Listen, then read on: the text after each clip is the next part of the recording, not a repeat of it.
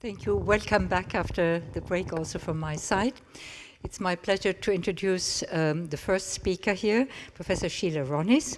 She is chair and professor of the Department of Management and director of the Center for Complex and Strategic Decisions, Walsh College, Washington. Professor Ronis has been trained in her undergrad studies in physics, mathematics, and education, took her MA and PhD from Ohio State University in large social systems behavior, which have something to do with complexity. And she has been active in Washington in many strategic commissions and service. She was chairing the Vision Working Group of the Project on National Security Reform in Washington, which was tasked by the US Congress to rewrite the National Security Act of 47. Very important kind of task. She was also a distinguished fellow at PNSR, and in 2013, she was awarded the chairman of the Joint. She was awarded by the chairman of the Joint Chiefs of Staff Outstanding Public Service Award in a formal ceremony in Washington. We are very honored to have you speak this afternoon to us, and the topic is the Singapore story. It goes back, if I may say so, probably has something to do with your stay here as a Fulbright scholar studying the Center for Strategic Futures of Singapore. Please, Sheila. Is it on now? Okay. I think you had to turn it on.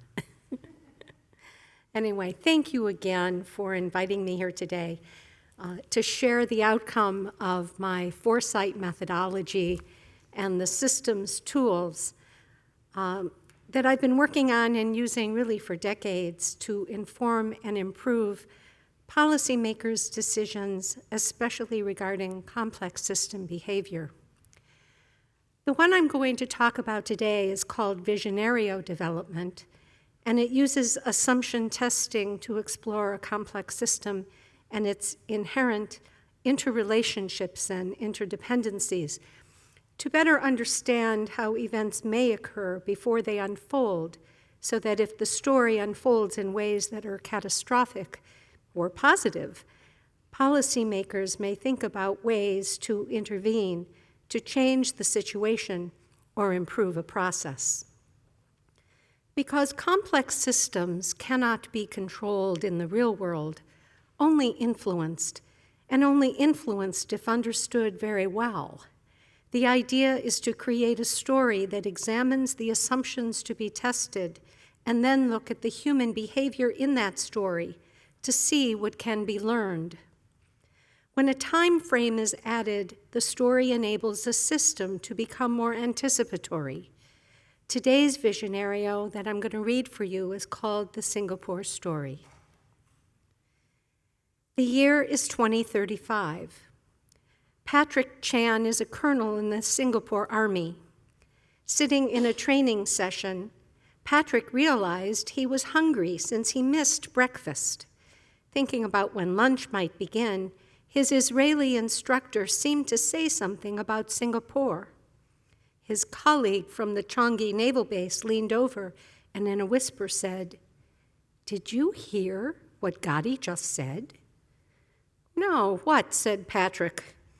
"He just mentioned that the Mossad had learned of a potential plot against Singapore this morning using our new cyber tool that we developed jointly with Israel and Finland.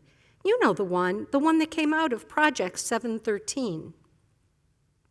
Within the context of the Islamic State, or IS, of 2035, Israeli intelligence picked up on chatter that suggested Singapore as one of Asia's power nations, propelled by economic development, would provide a counterweight target to the continued attacks on economically successful nations around the world that have gone on for decades now.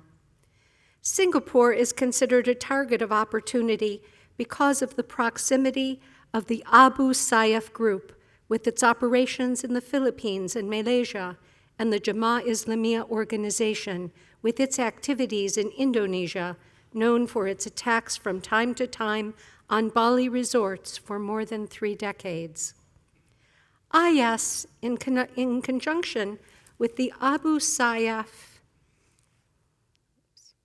group that had pledged loyalty to IS's new leader, Mohammed Salah, could not ignore the high symbolic value of the Singapore skyline with its Singapore Flyer and casino complex. In addition, Singapore symbolizes the epitome of the economic and political success story. It has strong relationships with China, the United States, and most other nations. Singapore also serves as a symbol of wealth, and because of its economic and political stability, is known as a safe haven for Chinese, Indonesian, Malaysian, and other businessmen interested in financial investment. The societal space necessary to develop an innovation culture based on a significant work ethic and government-guided policies have clearly worked in Singapore. This has occurred because the kinds of corruption inherent in so many nations of the world are absent from Singapore, and businesses love it. Gotti had just relayed to the class that his friends in the Mossad were made aware just that morning that the chatter was getting more intensive. 3 Singaporean officers were sitting in the classroom and decided to alert their leaders, but soon learned that the Israelis had already told them. But it didn't matter. The Singaporeans already knew. They had been monitoring the activities of many subversive groups for years. Within hours, the Abu Sayyaf group network in Singapore, along with its Jemaah Islamiyah counterparts and known constituent supporters, were arrested and interviewed. Within their homes in Singapore, bomb-making materials and suicide vests, along with small arms, were discovered. Indeed, the maps of the casinos and the flyer information and photos had been documented with vulnerabilities already identified and posted on the wall of their apartments. Long after the events were exposed, Malaysian officials reluctantly agreed to search their family homes in Kuala Lumpur. Not surprisingly, bomb-making literature and computers with IS materials were confiscated at those locations as well.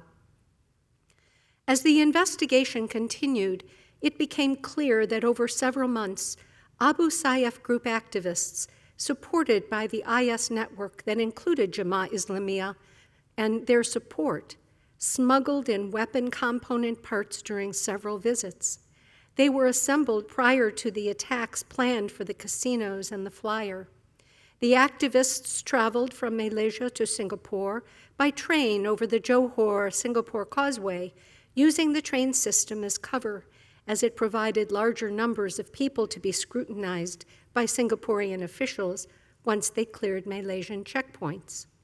This was accomplished more easily than anticipated because one of the Malaysian officials, it turned out, was a sympathizer to the Abu Sayyaf group, NIS by extension. The 2 leaders of the Singaporean cell were Anwar Hamed and Sulaiman Ibrahim. Both came together to Singapore to visit their relatives in the Arab Street in the Kampong Glam section of Singapore near the Sultan Mosque. What they didn't know was that Singaporean officials were already watching them. Singapore's value as a target had been known for decades. In December 2001, Abu Sayyaf group terrorists planned to assault American, British, and Israeli targets before their plan was thwarted by Singaporean security services. Their learning processes have continuously improved since then. Now, more than 30 years later, Korea, China, and Japan still rely on the Strait of Malacca as a linchpin for more than 80% of Middle East oil that passes through on tankers that travel in close proximity to Singapore, since their clean fuel strategies have not been implemented as quickly as they had hoped. Today, in 2035, with the increasing breakdown of the nation-state system in the Middle East, those oil flows have become less predictable or controllable because of group rivalries and personal interests of subnational leaders with competing interests. Disrupting the flow has been an objective of both pirates and terrorists, and Singaporean authorities have worked diligently for years to ensure maritime security by means of patrols and guideline protocols for maritime personnel. For example, oil tankers are instructed to pass through the straits as quickly as possible, not to load to full capacity, to keep the ship high in the water, and to increase lookout posts both during the day and night. Officials found out that the reason the casinos and the flyer were targeted was to serve as a decoy for a broader, more strategic set of targets that were also being planned at the same time. These targets would have severe financial implications and repercussions for the economies of Korea, Japan, and China. This was the case since redundancy logistics, talked about regularly as a requirement to ensure backup delivery systems existed, simply didn't materialize. They were never implemented. The price of oil has remained low now for so many years, in part because of continued shale production and fracking, and Iran's reemergence as a significant oil supplier in the aftermath of the American-Iranian nuclear agreement that began to take effect nearly 20 years ago. China's dependence on Middle East oil through the Malacca Straits is seen as a choke point for continued Chinese economic expansion and its ability to continue investing into Russian projects and the specific initiatives of Vladimir Putin around the world. Putin, now in his 80s, is still in power. Putin understood this vulnerability could impact China's sustained ability to provide for its own needs. In addition, episodic and inconsistent oil flows threatened continued financial support for Putin's R&D initiatives. So Putin decided to work with the Singaporeans in conjunction with the Chinese, and even Singapore's ally, the United States, to reinforce security in the Straits. The other reason the terrorists want the casino and the flyer to be blown up is that those assaults would put a severe strain on the tourism industry in Singapore, since it was built and it has built a reputation as the safest and most wonderful place to visit in Asia, along with the best place to invest your money. In 2035, President Putin continues to be very concerned about security in the Malacca Straits against the backdrop of this continued Russian-Chinese economic cooperation. These relationships began in earnest and grew after Putin's sanctions were levied against Russia with Putin's annexation of Crimea and his continued adventurism. Putin continued to worry about Chinese financing for many of his projects. If oil flows from the Middle East to China became more unpredictable and uncontrollable because of the breakdown of the Middle East nation-state system and terrorism, Chinese financial flows to Russia might begin to dwindle. Thus, it made sense for Putin to support the Chinese decision to sanction and support long-standing American-Singaporean ties. This way, if the Chinese economy were to slow for whatever reason, the Russians would have access to alternate financial investment income from Singapore to support Putin's projects. But Singapore's value as a target went back even further, to 1965, when, in the words of Lee Kuan Yew, he said, 75% of our population of 2 million were Chinese, a tiny minority in an archipelago of 30,000 islands inhabited by more than 100 million Malay or Indonesian Muslims. We were a Chinese island in a Malay sea. How could we survive in such a hostile environment? For a variety of reasons, Singapore was not only a model of success, but created tensions within groups jealous of Singapore's accomplishments. They were not easy.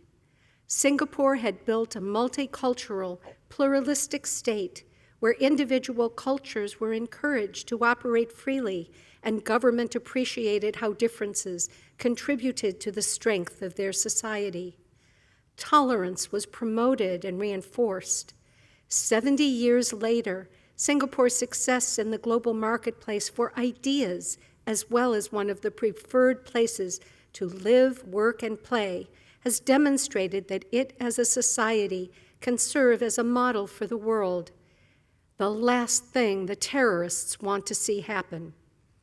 The good news is that Singapore is prepared because of its work in foresight and anticipatory systems development through the Center for Strategic Futures in their Prime Minister's office. History has taught them that there is no substitute for the learning processes associated with foresight methodologies and prudent planning. As Patrick learned of the events that unfolded at home, he felt both a sense of relief and satisfaction in the knowledge that the years of contingency planning for a broad range of national security challenges had paid off. Patrick Chan was proud to be a Singaporean. What you have just heard is an example of a visionario developed to demonstrate the systemic interrelationships and interdependencies that are inherent in complex systems that cannot be controlled nor predicted. In particular, we explored the second, third, and fourth order effects of apparently small decisions that had enormous and potentially catastrophic implications.